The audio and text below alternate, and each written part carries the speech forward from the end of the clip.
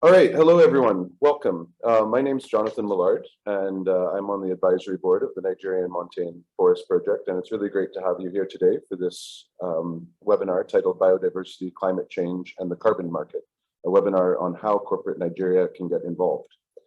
With the floods in Europe and Lagos, in fact, and fires all around the world, never has there been a time where the climate crisis has been more apparent for us to see. Since 2005, the Nigerian Montane Forest Project has been battling climate change right here in Nigeria through research, reforestation, and community development. Today, we are joined by three panelists: Hazel Chapman, who's got up very early this morning in New Zealand, Tom Morton, a carbon specialist in Kenya, and Danladi Umar, who's the director of the Nigerian Montane Forest Project, live from Jos. These three will be sharing with us about why Nigeria's biodiversity is vital for its people, how forest restoration can return carbon credits, and share ways your business can engage in the community conservation. We value your time, so each panelist is going to speak for between 10 to 15 minutes, after which we'll do a Q&A for any questions you might have. There's a Q&A function on Zoom, but if it's not working, please put your questions into the chat section, and I'll try to monitor those as we go along. I'll also note that this webinar is being recorded, so if you have anyone you'd like to share it with, what I understand from the directions is they should simply be able to click on the link you click to register after we've completed it, and they'll be sent to a link on the cloud where they can watch this webinar after. To begin, we'll first be hearing from Hazel Chapman.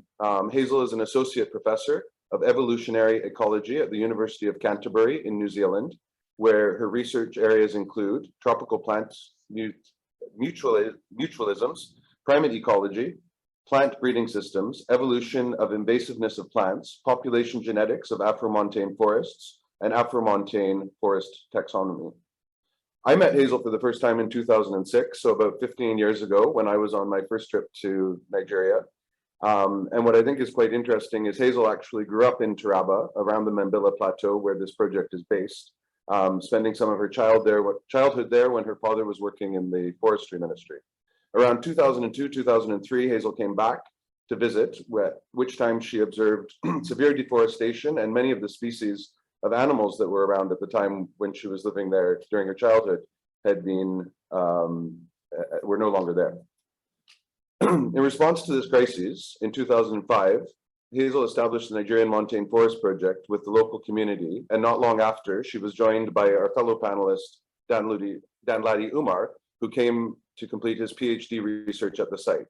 Danladi is now the project director.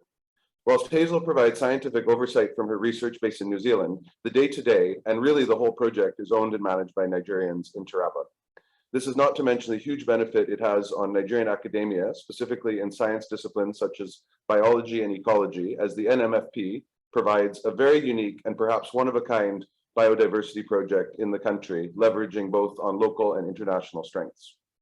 So with that, I'll pass it over to Hazel, who's going to tell us a little bit about the project. Thank you, Jonathan, and welcome everyone.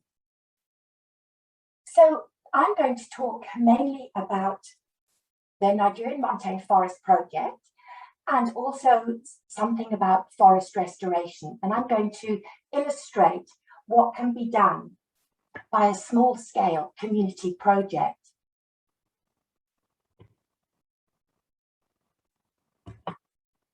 Now, I'm sorry, the slide just hasn't should have loaded by now. I know this will load very soon. So just while I'm waiting for it to load, I can begin the talk. So basically, we're situated in Taraba State, as Jonathan said, on the Mambilla Plateau. And this picture that you can see here illustrates Mambilla Plateau very well. You can see that it's rolling grassland, gentle hills at about 1,600 meters elevation. But amongst those hills, particularly in valleys, there are patches of forest.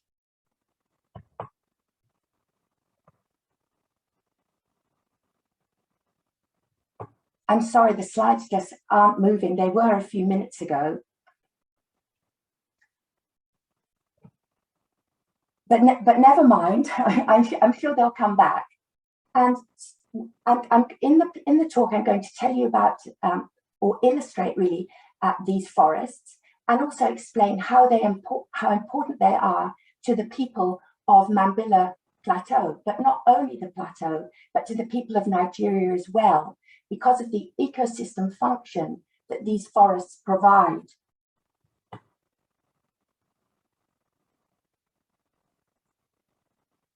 And as Jonathan said, the project's been running since it's really started in 2005. And so we've been here quite a long time now. And during this time, we've collected a lot of very, very valuable data on how these forests survive, how they operate, on how to restore the forests. We've also got weather stations, so we've got almost 15 years of weather data. So really what we're talking about here is a strong scientific base, and it's a hub for conservation and environmental research in Nigeria. Hey, Hazel, it's just Jonathan here. Why don't we just take a moment and reload the presentation? I'm sure it will come back if you take it down and put it back up. Thanks, Jonathan. Let's try that. Let's try that. Sorry, everyone, for this. It really was working.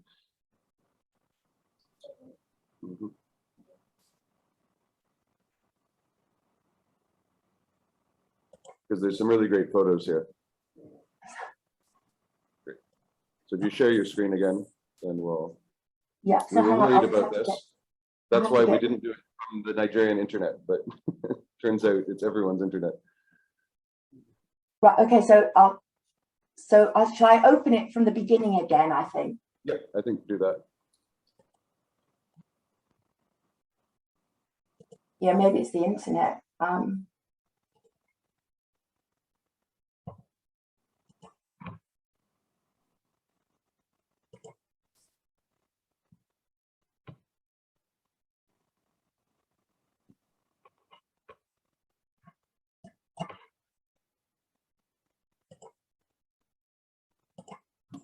I have to. If you just click share screen, I think. Yeah, I just got. Sorry, I will do just that way.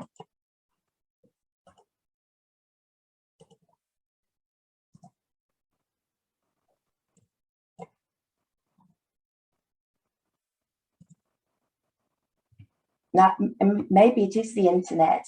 Oh, look, it's working. Can you see that? We can see the cover page. Yeah, fantastic. Great. Thanks. Great. So if I carry on now? Go ahead. Go right ahead. Great. Well, things seem to be working. So welcome back, everyone, and sorry about that hiccup. So I've explained that this is Mambilla Plateau that you're looking at. But I also wanted to show you this picture here. I think many of you who are listening to this talk may have no idea that there's this type of scenery in Nigeria. Now, this forest is just below the highest mountain in Nigeria at 2,400 meters elevation in Gashaka-Gumti National Park. And what we're looking at is an extensive patch of montane forest. That's forest in the mountains. The forests that are closer at home on the Mambilla Plateau look more like this. So they're generally smaller forests, but they are hugely important forests. And I'm going to explain why. Now, first of all, these forests they're of international importance because of the rare species of plants and animals that they are home to. For example, in this slide here, you can see the Nigerian Cameroon chimpanzee. This chimpanzee is only found in this very small part of Africa. And the putty-nosed monkey too, that's the monkey with the big white nose, that is only found, this subspecies, in this part of Africa. We've also got some trees in our forest that are completely new to science. So clearly then we're talking about an area of rich biodiversity. But more than that, These small patches of forest provide the people who live on Mambilla with vital ecosystem services. They act as water towers. The source of the river Cam, which feeds into the Niger, not the Niger, feeds into the Benue, is in Nganyaki Forest from Mambilla. Many of the major tributaries that feed into big rivers originate here. The forests also act as sponges, so when we get excessively heavy rain, they soak up the water and prevent erosion. Also, these forests are important homes to insect pollinators of crop plants, and they're also home for the bird predators of crop pests, so they help the farmers. And they're also, particularly relevant to this talk, they store carbon. So the people that live on Mambilla, who are they? Well, there are the traditional cropping farmers, which we see down here. These are the Mambilla and Kaka and several other tribes. So they have their farms. And also on the plateau are a lot of Fulani herdsmen with their cattle. Both the Fulani and the farmers benefit from these forests. Now, traditionally, there was enough space on Mambilla for the forests, the farmers, and the herders to coexist, or that's how it should be theoretically, with these people that you see here benefiting from the services provided by these forests. But as we are all very aware, human population pressure is such that now this kind of coexistence has broken down, and the forests are losing out big time. But the problem is that by losing these forests, people on Mambilla are suffering as well. And it's not only on Mambilla, as I'll show you in a minute. This is an example of what happens when too much forest is removed. This is on Mambilla, and this type of erosion is all over the place. In 2006, a village close to our research station was almost completely lost. There was a lot of death from a huge landslide because there was no sponge to soak up all that excess water. Also, rivers are flooding, and Sirte, a town at the bottom of the plateau, now has regularly floods, and people have to leave their homes because, again, the forests aren't there on the plateau to act as sponges for all that excess water. Now, Jonathan has actually mentioned this, but I thought you might be wondering why someone like me is giving this talk. And that's because I'm very close to Mambilla. I grew up there in the 1970s when my father was a forest officer. And this picture here is taken in the 70s. And that's me with friends from Nigeria looking over Nganyaki Forest, the very forest where we have our research station at the moment. My father spent almost 8 years working on the forests on Mambilla Plateau and right across what was then Gongola State. He documented the ecology of these forests, and out of that came a book that I helped my father write and published in 2002, The Forests of Taraba and Taraba State, Nigeria. Out of this publication came an expedition. I put together an expedition from my university, from Nigeria National Parks and Nigeria Conservation Society. So there were a few of us on the expedition, and these are us here, expedition members. And this is Francis Camjo, who you may be interested to know, actually worked with my father and visited these forests with him. We trekked for 50 days around these very remote forests, and we recorded or observed how the forests looked now compared to how they were in the 1970s. So we saw how they changed over 30 years. Now, one of these forests, Nganyaki Forest, stood out to me because it was relatively close, within walking distance of Yelwa village. And it seemed like a perfect place to set up a research station. If we are going to save these forests, and from our trek, it was obvious that they needed some type of conservation. Then we had to understand how they operated, and so we needed research. So the Taraba State government have been incredibly helpful. They have allowed us to build a research station, which is down here within Ngalnyaki Forest Reserve. And a point I want to make here is that the reserve itself is 46 square kilometers. But within this reserve, there is only about 7 square kilometers of real montane forests with the animals and plants that I've already talked about. So there's lots of potential in this forest reserve for forest restoration. Ideally, this whole area that you're seeing within the reserve boundary would be amazing montane forest, and that is our ambition to bring it back. In April 2005, we began building and finished building our first research station, and this is what it looked like. Now, the drive behind building this station came from the local community. Before that, we were camping and doing research. Now we needed a research station, and it was the community that gave me the freedom to go to Lagos, to go to Abuja, to get the funds to build something. And once we had a field station, then we kind of felt we were established in this area. So if you notice, this is 2005, we're right on the forest edge, but you can hardly see a tree in that picture.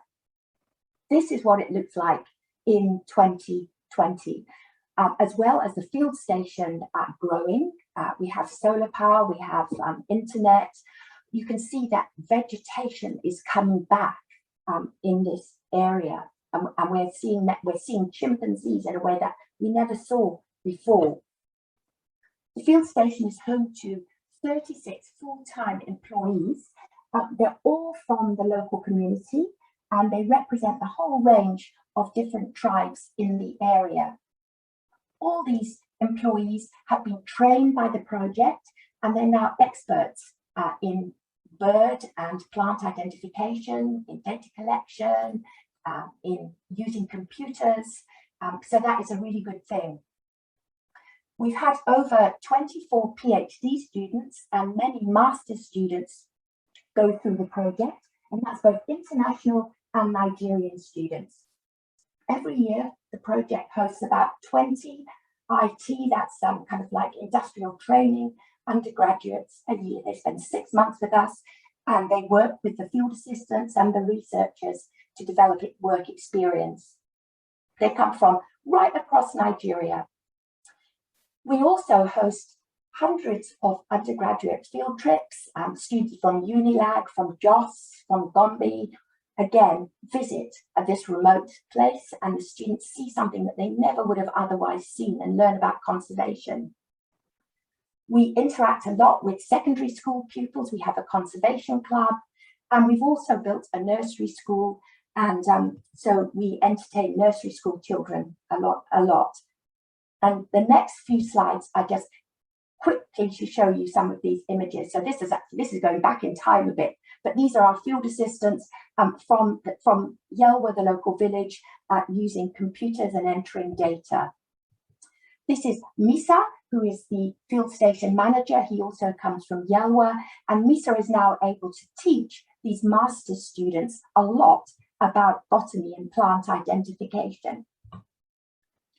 We have a science outreach building that was given to us through the New Zealand government. So these are international researchers who come over. These are IT students, more IT students here. Undergraduate students, as I say, we have literally hundreds come up. Our small field station sleeps about 300 students for 3 days at times. So we're literally bursting at the seams. And these are the nursery school children. They visit regularly, and they see the Nigerian Montane Forest Project as kind of like their home. They always know they're welcome. They can see movies, they can come here, and they know what we're doing. So forest restoration, I could talk for hours about our project and what we do, but today we're going to stick to forest restoration. So we have two approaches. One approach is just to let forests come back naturally. So we've got extensive areas of fences that you can see here, the cattle and the overgrazed grasslands outside, and here forest has given the opportunity to come back naturally. We stop grazing and we stop burning. There's another example of that to show that that does work, but it's relatively slow. So to try and hasten forest restoration, to speed this process up, we also do a lot of research. These are seed traps that we place in fenced off areas, and we record what seeds come in, what are dispersed by animals and birds into the traps. So we see how forest is restoring naturally, but we also do a lot of active forest restoration. We know now through our work, we know which forest trees to plant into the grassland, which trees will do best, which trees produce the most fruit, attract animals to disperse more seeds. We go into the forest every year, we collect thousands of seeds, we plant them in the nursery, as you can see here, and we sow them back into the grassland. So Ungalnyaki forest is coming back.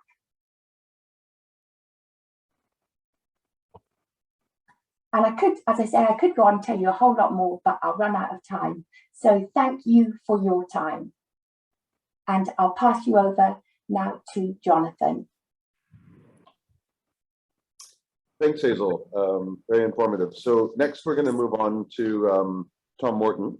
And Tom is based in Nairobi, Kenya. And Tom has run development for climate care for the last 20 years. He specializes in clean cooking projects that reduce fuel consumption and therefore reduces deforestation. He works closely with Climate Care's commercialization and client management teams, and so has experienced the evolution of the carbon markets. And he also works on various elements of the climate policy under the Paris Agreement. And he's going to share with us a little bit about how all that fits into a biodiversity project like this. So go ahead, Tom. Thanks. Great. Thank you very much for that introduction, Jonathan, and also Hazel for telling us about the project as a whole and the great work that you've been doing there over these years. So as Jonathan said, I work for Climate Care. We're based in Oxford and Nairobi, and Climate Care is one of the largest players in what is called the voluntary carbon market.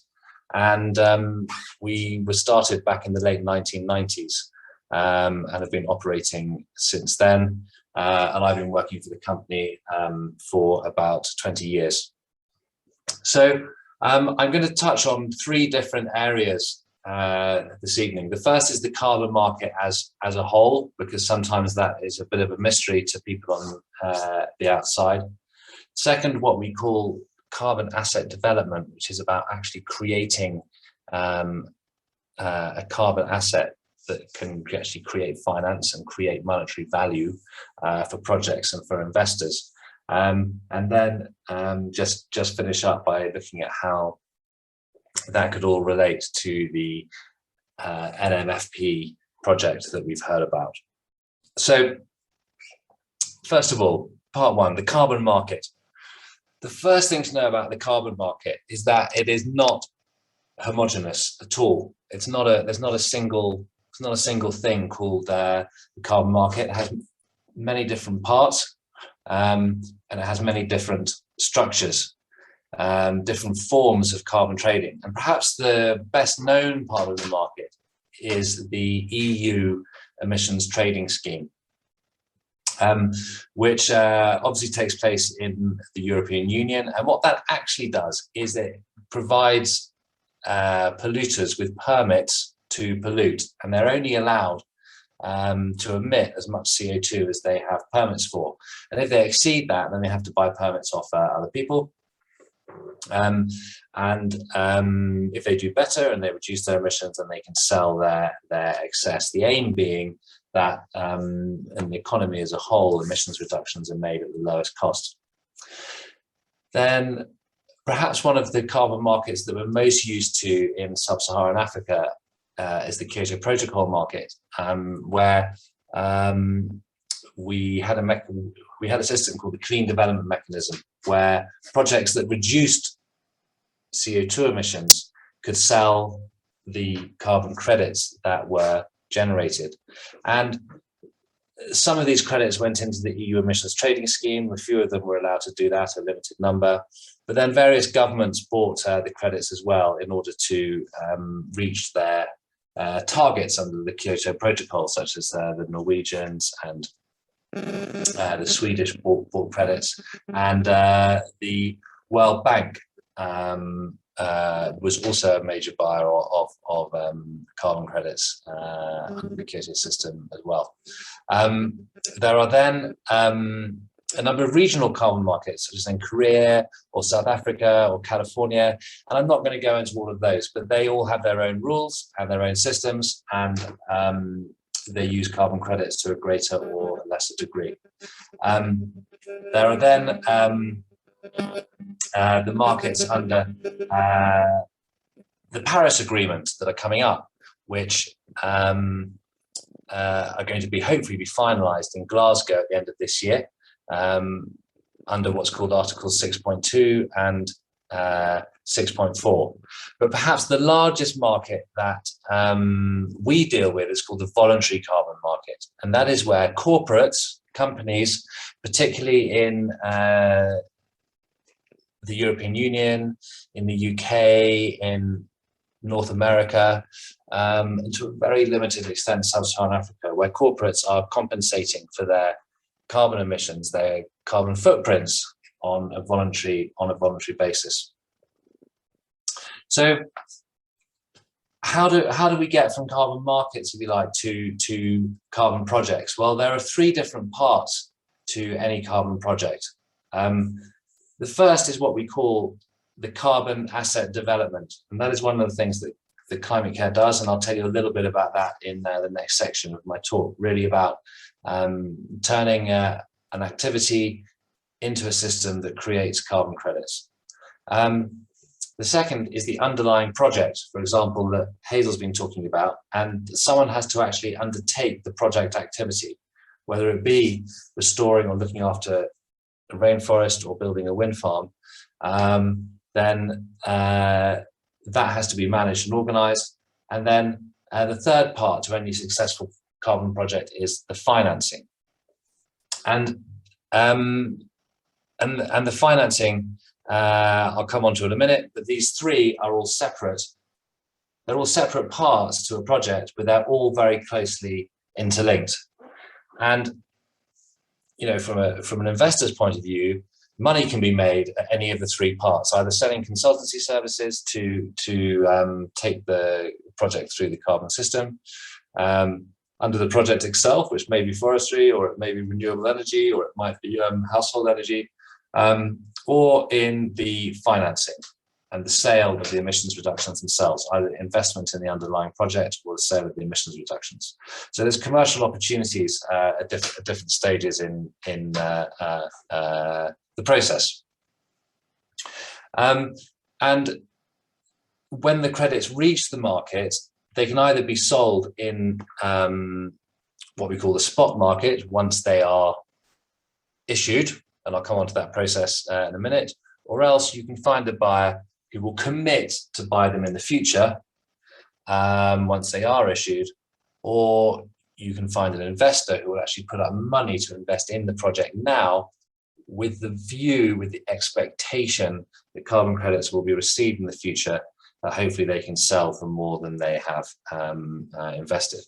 But it's worth saying that in this thing we call the carbon market, nearly all transactions are what are called over the counter.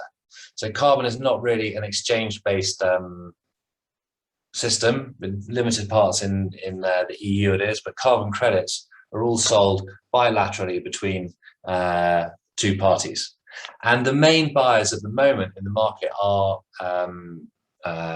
corporates who are either buying to compensate for their carbon footprints on a voluntary basis, or are undertaking to buy forwards because they're committed to be net zero by 2030 or by 2040 and have their carbon emissions by that stage absorbed by new trees that have been planted, and so they're undertaking to carry out activities now in order to compensate for their future emissions. And what we do at Climate Care is we sell emission reductions to corporates, and they always want to buy a portfolio, and they're typically buying 3 or 4 or 5 projects. Some may be in geographies they're interested in, some may be in technologies they're interested in, some may be in particular standards or particular ages of credits. So that's what we say when we put together a portfolio of carbon credits. So that's a brief introduction to the market side of things. And then my second point that I thought we might find interesting is what we call the carbon asset development, because that can sometimes be a bit of a mystery. And the first thing to note is there are a number of different standards. One of the best known ones is the Clean Development Mechanism, which is the project-based mechanism under the United Nations Framework Convention on Climate Change, which you will have heard about with its annual conference. Confusingly, this year it's called COP26. Doesn't really mean very much, but it's happening in Glasgow, and all the nations of the world will be coming together to try to make progress towards reducing global greenhouse gas emissions. The Clean Development Mechanism is being taken over, hopefully in Glasgow, by another mechanism which has the snappy title of Article 6.4, which will be very, very similar.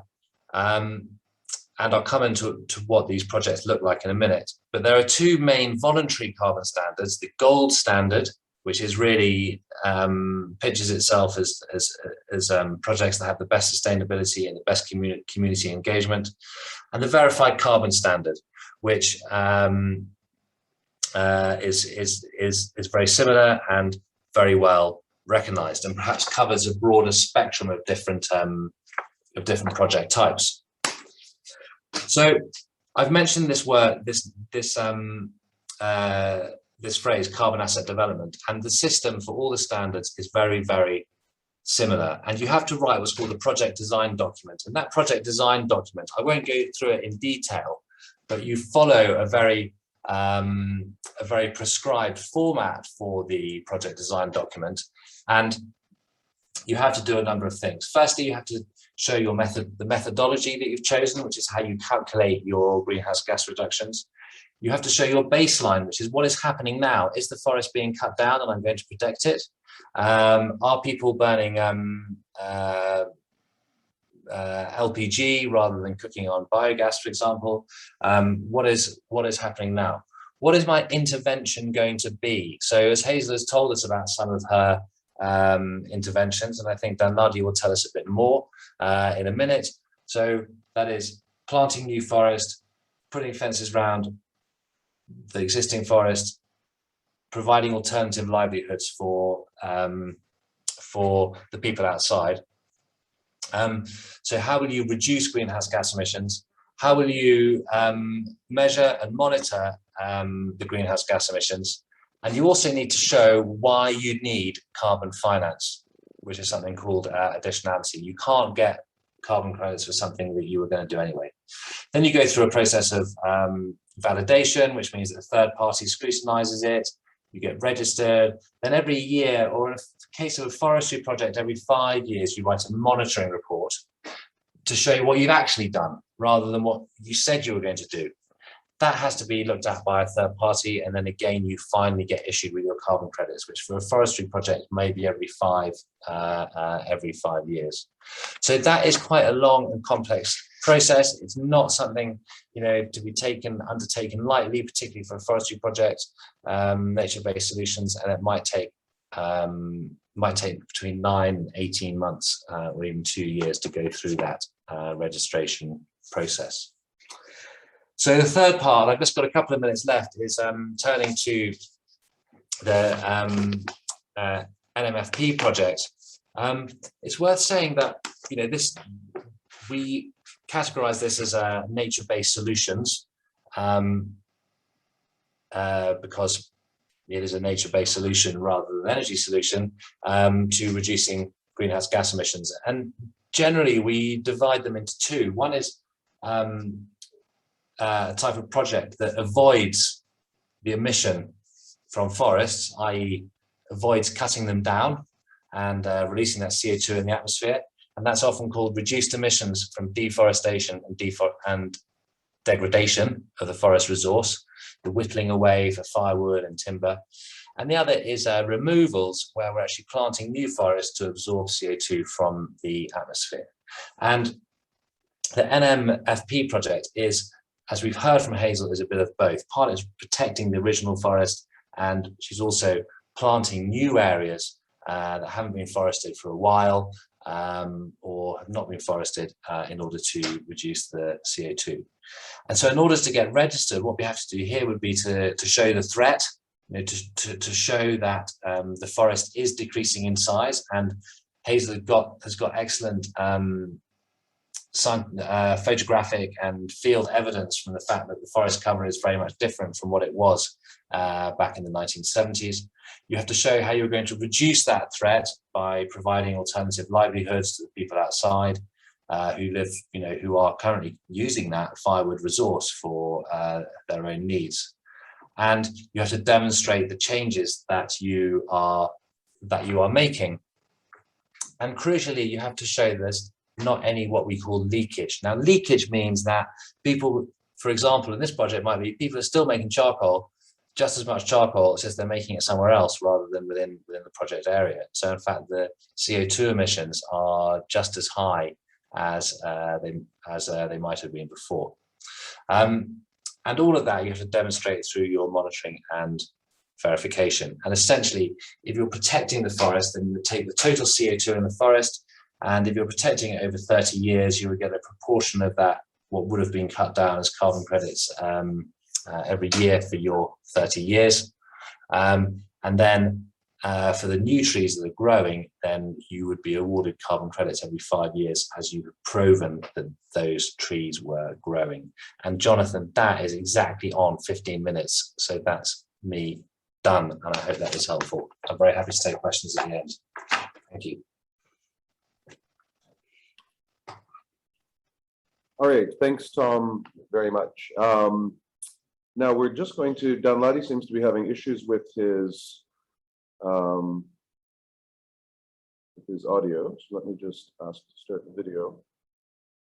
And then, Danladi, can you hear us? And can we hear you? Okay, there seems to be, Danladi, maybe if you can, I'll just do one of the Q&As, and if you can log out and then log back in, maybe the audio will come with you, because right now we don't have any audio. So I'll just take one of the questions that we have here. So we have a question asking, what are the reasons for deforestation, and what assurances do you have that reforestation efforts are not undone in the coming years?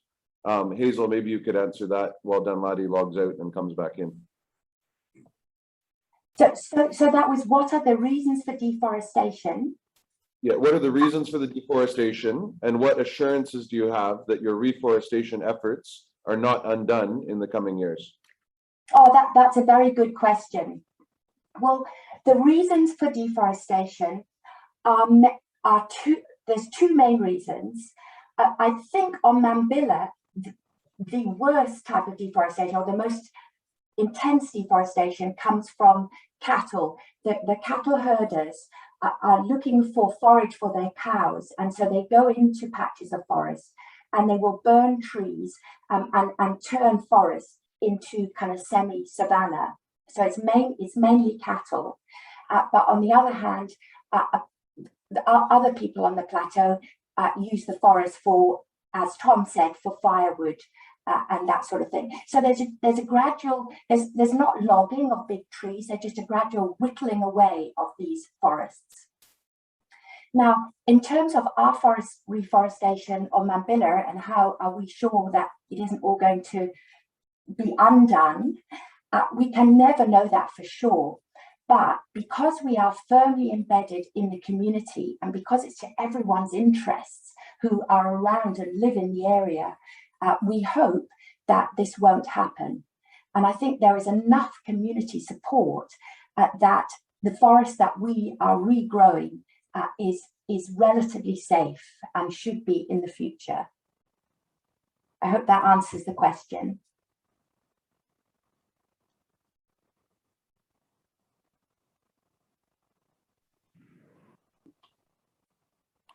Is that? Thanks, Hazel, very much. So Danladi's just logging out and coming back in, and hopefully we'll have some sound. So I have a question, I think, for Tom. Okay, there's a few questions here from the same person. So it says, I think Tom mentioned there are a few voluntary carbon credit assets and projects in sub-Saharan Africa. Any thoughts on what can be overcome? And Nigalnyaki could be a bit of a feature in that change. And then he goes on to say the costs allocated to carbon projects per unit of carbon saved seem awfully low in some projects. Can people set more realistic levels via voluntary carbon credits so research, biodiversity, and other gains are better covered? Yeah, sure. And Chris, thank you very much for those questions. I think what I said was that there are very few buyers of carbon credits in sub-Saharan Africa. It typically tends to be Northern Hemisphere corporates who are compensating for their emissions at the moment. But I think that will change over time. Historically, there have been fewer emission reduction projects in sub-Saharan Africa. You are absolutely right. And that is partly because industrial carbon credit opportunities are fewer and further between because there's less industry. But we must remember that a huge proportion of any sub-Saharan Africa's greenhouse gas emissions come from burning wood and charcoal and heating people's homes. In Kenya, 78% of our energy comes from biomass. In Somalia, it's actually as much as 97% of the entire energy consumed in the country comes from biomass, which means wood and charcoal. And I'm sorry that those two examples are an East African perspective. That's by virtue of the fact where I'm based. But I'm sure that in Nigeria, oil and gas industry notwithstanding, on a household level, that will be very similar. I think one of the challenges that this project will have going through any carbon system is its size, is that it is a relatively small area, and that is not to detract at all from the excellent work that's being done. But we often see nature-based solutions projects being over a much larger area, perhaps thousands of hectares, or even tens of thousands of hectares rather than hundreds. Now we can, and you've mentioned the carbon prices are often low. We have been through a period of time when carbon has been undervalued. There's absolutely no doubt about that, and that has partly come about because there's been little regulation or little motivation for people to purchase emission reductions. Prices were relatively high in the EU emissions trading scheme, and they're currently at 45 or so euros. But as I said, that's a completely different system from buying carbon credits from Africa or Asia or elsewhere. And what we have seen over the last year or so and in recent months is an increase in prices, and in particular for nature-based solutions projects that are focusing in particular on removals. So that is growing new trees to absorb CO2 from the atmosphere, because under the definition of net zero, where you reduce your emissions and compensate for the rest, you actually need to be removing those emissions from the atmosphere, not just helping someone else avoid them. So it's a different sort of balance in the scales. And for those projects, we are definitely seeing a rise in prices to much closer to what the mitigation cost might be. So I hope that helps. Thanks, Tom. Yeah, it's too bad. Danladi's in Jos, so I think partly that's the major problem, is the internet connection up there.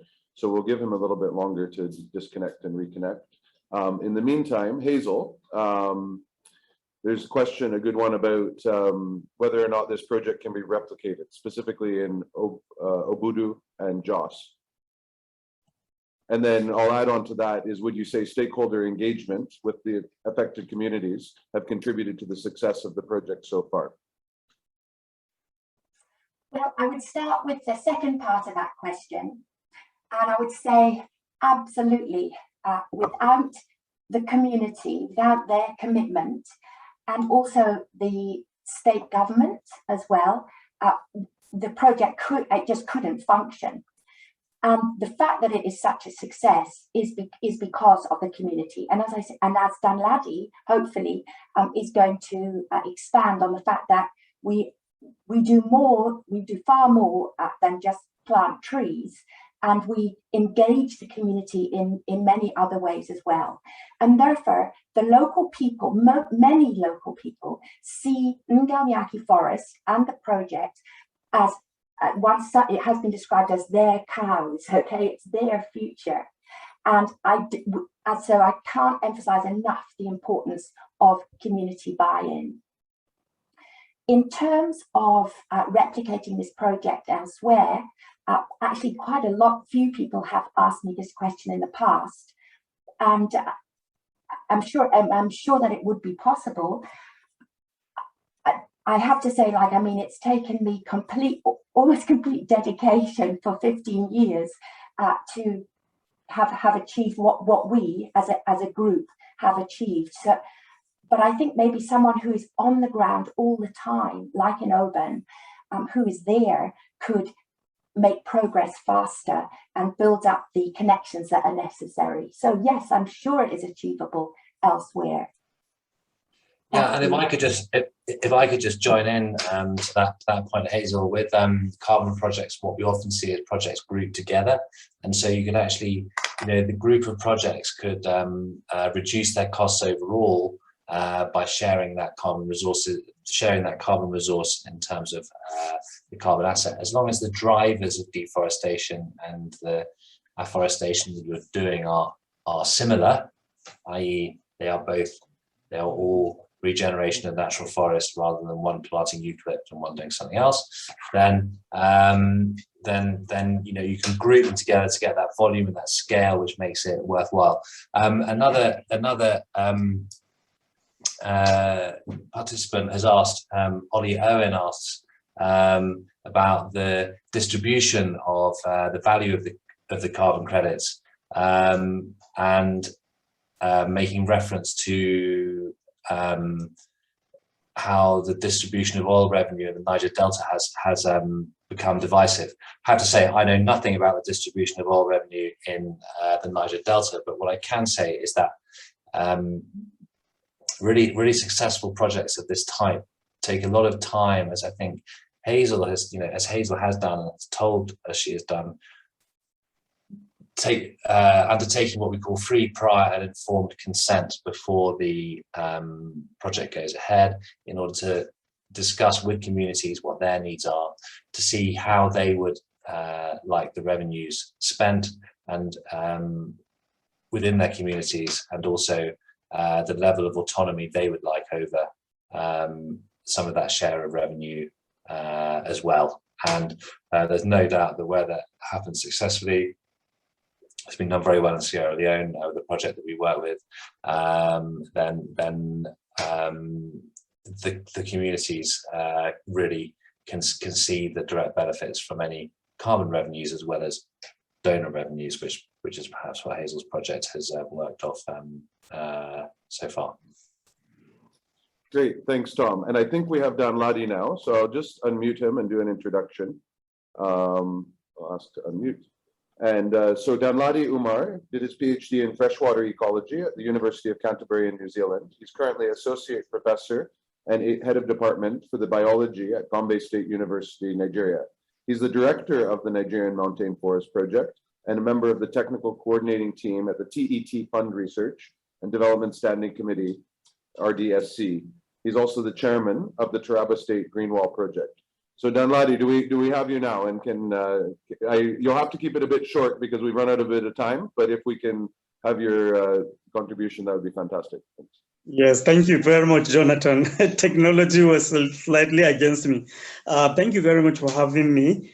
I see Nganyaki as a biodiversity hotspot. In fact, without forests, there will be no job, there will be no food, and there will be no livelihood. So in order to conserve the forests, we've been trying to work closely with the community. And we've been working with the community to influence biodiversity and reduction in the destruction of forests, and also reestablishment of forests by making the community a stakeholder in what we are doing. And we do this by employment. All our employees, almost all, are from the community. We also do such things through education. We engage in activities that improves nursery, primary, and secondary schools in the community. We also work with the community by improving their skills, like skill acquisition. We've even gone to homes to train local women how to weave, how to sew, and also how to rear some poultry and other domestic animals, just to empower them. Most importantly, last year we introduced the beekeeping activity, in which we provided the villagers with beehives free of charge. And we also engaged a consultant to train them on how to get the honey, and quite a lot of other enhancements to improve their livelihood, to reduce poverty, so that they will feel they are part of the activities we are doing. We are doing this to make sure that conservation is actually taking its proper dimension. Like I've said earlier, Ngelinyaki is a biodiversity hotspot, and in 2017, the Ministry of Environment, in collaboration with the Food and Agricultural Organization, conducted a forest resource verification.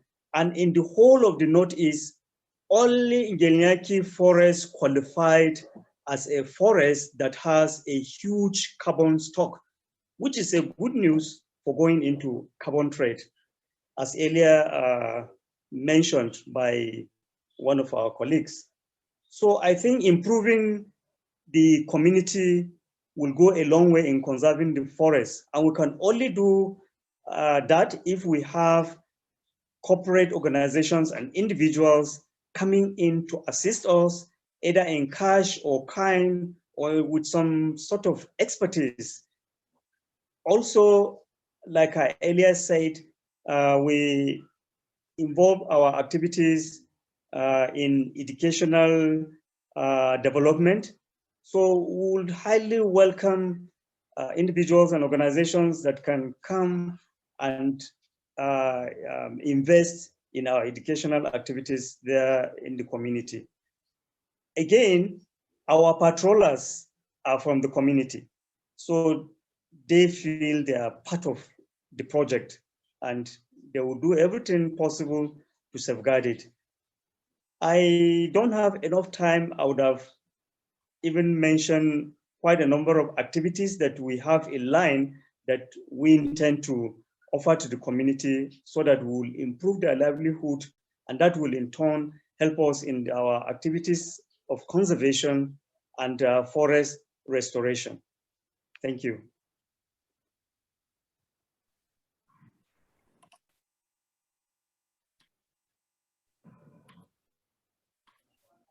Thanks very much, Danladi, for those insights. So I think for the sake of time, unfortunately, there's a few questions here, and we'll make an effort to answer them separately. But we have one last question, which, thank you for this, came from an anonymous attendee, so I don't even know who asked, but thank you for this question. What are your key needs at the moment, and in what ways can one get involved with our team? Identifying further sites of reforestation, funding, awareness. So I'll pass that one on to Hazel, and then I'll close so that we're right on point with the dog. I've got one more question I'm live in a room with some people, so I have one more question after that. Well, thank you for that question. In terms of our key needs at the moment, we're in quite a precarious situation just now because of COVID. One of our major sponsors up until now has been Chester Zoo, but obviously they were severe hardship due to COVID, having to close the zoo for a while. And so we've lost that funding.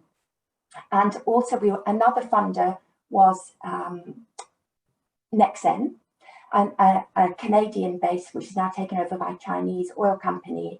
And because of the changeover, we've lost that funding stream too. And so basically, immediately, we do need some help. But as I say, in the long term, now as Dan Laddie, I think, has insinuated, we are trying to become self-sufficient. But to get there, we do need some short to medium term help.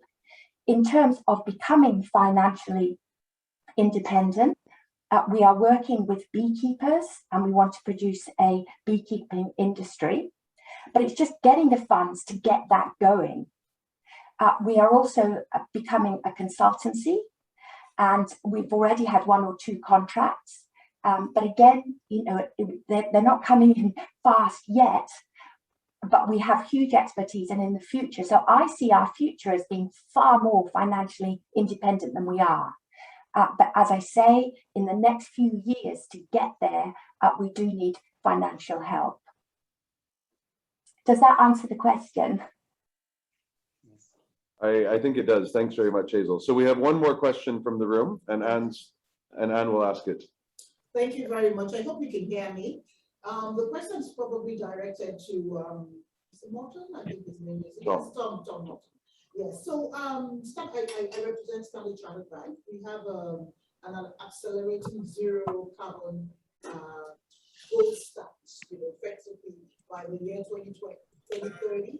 We want to have attained our carbon neutral position as an organization. I'm sitting here in West Africa and I'm thinking to myself, how do I begin to start that engagement with companies who sell carbon credits? I mean, I cover those markets. So it'd be interesting to know, perhaps Nigeria, Ghana, the markets we began to do some work here. Can you give us some insight in that? Thanks. So, Jonathan, the microphone is pointing towards you, but I think the question there from the lady from Standard Chartered is sort of how do they get going on reducing their emissions? I think it's great news that Standard Chartered is thinking in this way and undertaking its responsibilities to reduce its carbon footprint, and the first thing is to understand where your carbon emissions are, and some of them are going to be from the power you use, and some of them are going to be from the air travel you do, but the biggest part of your footprint is going to be in the way that you spend your money and who you lend money to, in the longer term, the banking and finance industry is starting to look at that aspect. But in the nearer term, the banking and finance industry is reducing its carbon footprint, and in many cases is compensating for the emissions that it's not able to cut out from its energy use and from its flying. And they're doing that by buying voluntary carbon credits. And of course, we buy and sell credits from projects around the world to customers around the world. So, I'd be delighted to get in touch with you through Jonathan and to really bring you projects that are currently up and running in your part of the world to be engaging now. But what's also important is to invest in a future stream of credits, through new projects such as Hazel's. So that in 5 to 10 years time, then you could have that under your belt in order to be compensating for your emissions at that stage. But the main thing is to be thinking about it and taking action now. So well done. All right, thanks everyone. So we're at 7:05, so we're exactly an hour, and as promised, so we'll just close up. So I hope everyone has learned something today about biodiversity and the carbon market and how the two can work together to battle climate change.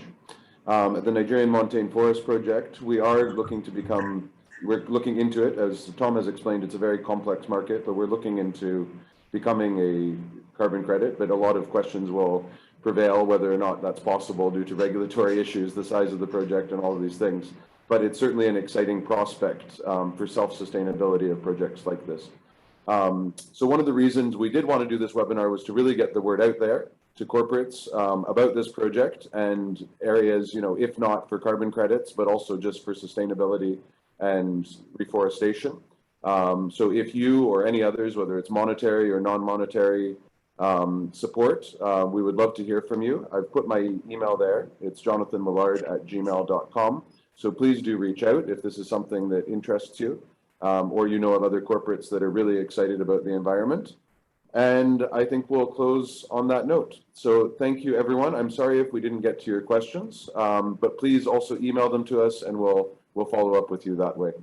So thanks very much. Thanks, Tom. Thanks, Dan Laddie. Thanks, Hazel. You're welcome. Thank you very much. Have a good evening. Good evening.